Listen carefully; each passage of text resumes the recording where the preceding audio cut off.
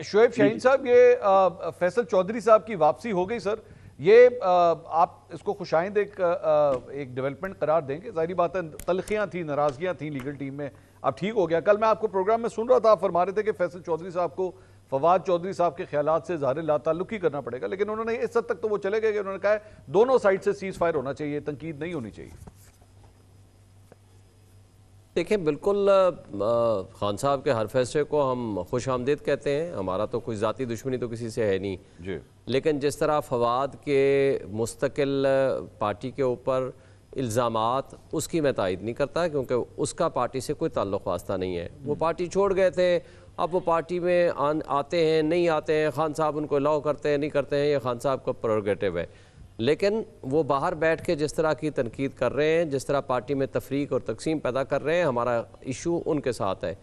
बाकी जो चीज़ें थी, बाकी आपको फैसल ने भी बता दी। मैं तो आज गया था, मुझे तो अंदर कोर्ट रूम में, जेल में अंदर ले जा करके जब सारे हम वकील पहुंच गए तो मुझे बाहर ले आए कि जी आपकी अभी अप्रूवल ऊपर से नहीं आई।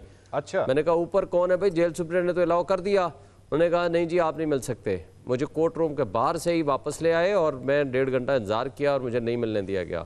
और वो ऊपर, तो मैंने कहा अल्लाह मियाँ की ज़ात है, ऊपर और नीचे ज़मीन और आसमान के दरमियान में कुछ लोग होंगे जो मुझे पसंद नहीं करते होंगे, मुझे नहीं मिलने दिया। और कई दफ़ा ये ऐसा हुआ, कोई एक दफ़ा पहली दफ़ा नहीं हुआ। शोएब साहब, आप कोई गलत बातें तो नहीं करते खान साहब के कान में जाके, जो मतलब हो सकता है किसी ऊपर वाले को पसंद ना हो कि आप उनको गलत एडवाइस देते हैं? के बारे में तो शायद मैं गलत बातें, खान साहब को तो मैं खैर गलत एडवाइस नहीं देता, उनसे एडवाइस लेता हूँ। अच्छा। और उसको प्रॉपरली अमल दरामद शायद करने की कोशिश करता हूँ। और जिनके मुतालिक मैं खुल के बात करता हूँ शायद उनको मेरी बातें पसंद ना हो।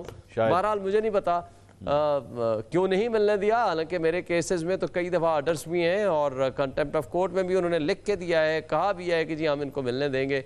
और बल्कि अलकादिर ट्रस्ट केस में मेरा वकालतनामा है, वकालतनामा मौजूद है, और उसके बावजूद मुझे नहीं जाने दिया। ये ओपन कोर्ट ट्रायल है, यहाँ कोई भी शख्स जा सकता है। ये वो ओपन कोर्ट ट्रायल है जहाँ यानी जो उनका वकील है, ऑथोराइज्ड एडवोकेट है, जिसको सुप्रीम कोर्ट का और हाई कोर्ट के हुक्मनामा है कि कम से कम 3 वकील अपने साथ ले जा सकता है। मैं किसी 3 वकील को तो मैं ले जा सकता हूँ या नहीं, मैं खुद नहीं जा सकता।